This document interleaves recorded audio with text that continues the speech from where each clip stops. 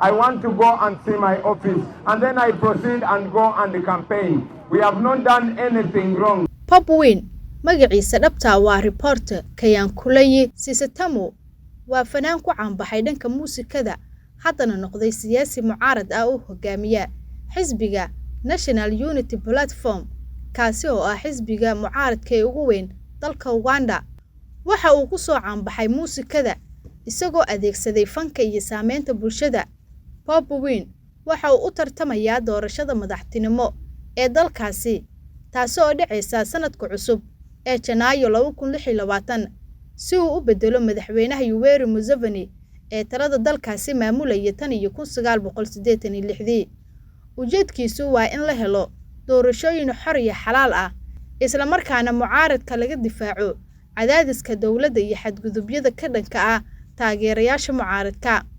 Mudooyinkii dambe Bobi Wine iyo taageerayaashiisuba waxay la kulmayeen cabsi iyo cadaadis ka imaanaya hay'adaha ammaanka oo ay ku jiraan rabshado, dhaawacyo iyo xiritaan siyaasadeed. Si kastaba ha ahaatee, taageerayaashiisa ayaa sii kordhinaya gaar ahaan dhalinyarada iyo bulshada ku nool magaalooyinka. Hogaamiyaha mucaaradka ee dalka Uganda Bobi Wine ayaa hadal u jeediyay xilli uu ku guda jiray ololaha doorashada.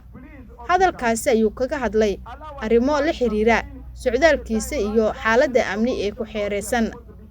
Waxa uu sheegay in isaga iyo taageerayaashiisuba ay u socdeen xafiiska kadibna ay qorsheynayeen inay tagaan isu soo bax ololaha doorashada ah.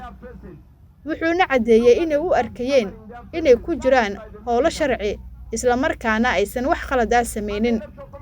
Waxa uu xusay in goobta ay joogeen ciidamo badan oo isugu jira askar iyo booliis. Sidoo kale waxa uu sheegay in rabshado ay ka dhaceen isu soo baxyada kuwaas oo tilmaamay inay sababeen dhimasho iyo dhaawac oo soo gaaray qaar ka mid ah taageerayaashiisa. Bobi Wine ayaa sidoo kale sheegay in qaar ka mid ah dadka rabshadaha ku lugta lahaa ay wajigooda soo duubteen isla markaana ay goobta joogeen ciidamo amni. Wuxuu baaq u diray saxafiyiinta inay la socdaan xaaladda, wuxuuna ciidamada ammaanka ka codsaday in aan la carqaladeynin ololaha doorashada. Sidoo kale waxa uu sheegay inuu diyaar u yahay inuu kaligiisa sii wato safarkiisa. Hogaamiyuhu waxa uu codsaday in loo ogolaado isagii taageerayaashiisa inay sii wataan ololaha ka hor inta uusan waqtigu dhamaanin. Wuxuu sheegay in guddiga doorashooyinka uu og yahay in qorshaha ololaha uu ku jiray isla maalintaasi laga ololeynayay magaalada Kuru.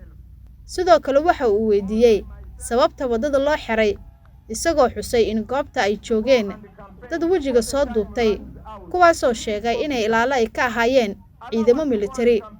Waxa uu tilmaamay in arrintaasi ay wax talaabo ah ka qaadeen guddiga doorashooyinka iyo booliiskaba.